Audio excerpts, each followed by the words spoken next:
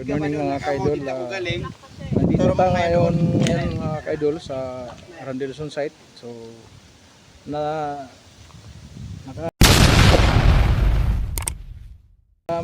meron ako natagpuan dito na nakatira dito. Wala silang bahay. So ngayon tinutulungan lang sila dito ng Randelson na mapatira. Para lang meron lang sila matirahan yung mga pamilya niya. Kasi wala silang matagal na silang hindi nakaroon ng bahay. Ilang taon na kayo dito, kuya, sa Manila? Sila 20 years na magit. 20 years. Oo. So, nangupahan kayo nung sa loob ng 20 years na yan? Yung binata pa kasi ako dito, sir. Diyan ako sa mga kamag-anak ko lang din na Muslim, nakatira. Nung nagkaroon ako ng pamilya, nagbukod na ako ng bahay. Ano po yung niyo ng grupo ng Maranao, Maguindanao kayo or Po sila? Maguindanao kayo? Maguindanao. Maguindanao. So mga ka-idol, mga dugo po siya ng Maguindanao. Taga ano kayo, no? Taga saan, kuya?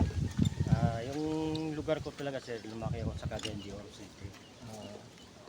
Ayun mga ka-idol, lumaki daw sa Cagayan de Oro City. So dito siya punta dito sa Manila nung anong year, kuya, nung punta ka Manila? Ngayon, mga siguro nasa 19, hindi ako nagkamali, mga 1997 yan. 1996. So 1996 mga ka-idol. So kapon kasi mga ka-idol, sinira ng mga taga-Emiso yung bahay nila dito. So ito po yung natira ng mga saingan nila. Ito po yung mga pamilya ng mga ka-idol dito, mga bata, mga malilit pa lang mga ka-idol. So sana yung so itong vlog na to gusto lang namin kay Pugong Biyahero.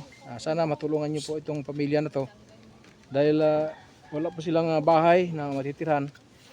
Sana po mabisita niyo po Pugong Biyahero, itong si ano pong pangalan niyo, kuya? Yung pangalan ko na sila Ibrahim po. Ibrahim. So Ibrahim po, Pugong Biyahero. Sana po pansinin niyo po ito ang aking vlog. Matulungan niyo po siya dito po sa sa Randelson property dito po sa Tumana, Marikina City mga ka-idol. So ito kasi si Pugong Biyahero, kahit saan tong lugar to, nakarating na siya ng Mindanao, Visayas, saka dito palagi siya dito sa nakaraan parang na dito sa may sa Manila. Kasi may bahay dito sa sa Manila din. At saan siya may mga bahay siya. So itong si Pugong Biyahero ay tumutulong dito sa mga mahirap na mga walang bahay. So katulad dito ay mga Pugong Biyahero, ito po yung bahay nila ngayon. Tinitirahan na kasi kahapon kasi sinira yung kubo din nila na kubo po yung tinayo nila dito. Walang dalang papel. Oh. Walang dalang papel, notice order. Yung nga nangyari mga ka-idol, kasi nag-demolish sila ng mga bahay dito sa loob ng property ng Randelson. Kaso wala naman silang pinahawakan na Ito may papel. itong lupa. Wala silang pinahawakan mga ka-idol. So sana po mga ka-idol, matulungan nyo to si kuya. Ito po yung mga pamilya nila. Ayun, mga pamilya nila nasa Huwag kayo mga kasi pupuntahan kayo dito ni Pugong Biyahero. Sana po mapapansin po ni Pugong Biyahero itong pamilya nito na matulungan niya, magkaroon matulungan mo lang sila na karoon ng bahay o kaya Sana po sa mga nakakita, sana po matulungan niyo po itong pamilya na to. Mga Muslim po dugong Muslim po ito sila. Dito po napadpad sa Manila. So ngayon nakatira sila dito balong-balong lang. Mga ka-idol, balong-balong mga ka-idol. So sana po mga ka-idol matulungan niyo po ito. Mabigyan niyo po, matayuan po sila ng bahay.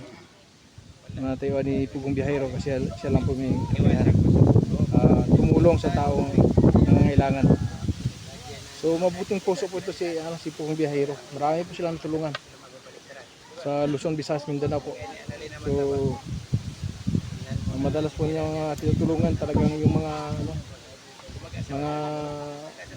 talagang mahirap talaga na yung katulad na karamihan mga nakikita niya na medyo napabayaan yun mga ka-idol, medyo napabayaan yung mga kamag-anak niya, yun ang mga tinutulungan niya.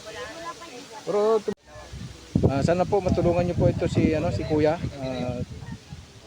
at kay lalo na po makikita ito kay Pugong Biyahero na yung kaitangan ng mga pamilya niya, sana matulungan at mabigyan ng mga munting tahanan po.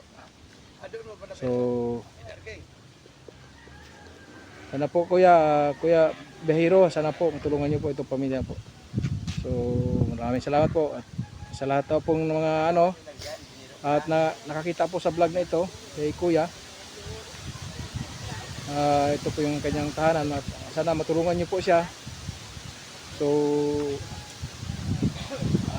ibigay ko po ang aking GCash 099 126 71 438 099 126 71 438 mga kaidol. Yan po ako ng GCash mga kaidol. Sana po matulungan niyo po sila pambili ng mga pangangailangan sa loob ng tahanan nila po mga kaidol at makakapag-repair man lang sila ng yung kubo nila ngayon. Maraming po salamat mga kaidol. Good luck, God bless.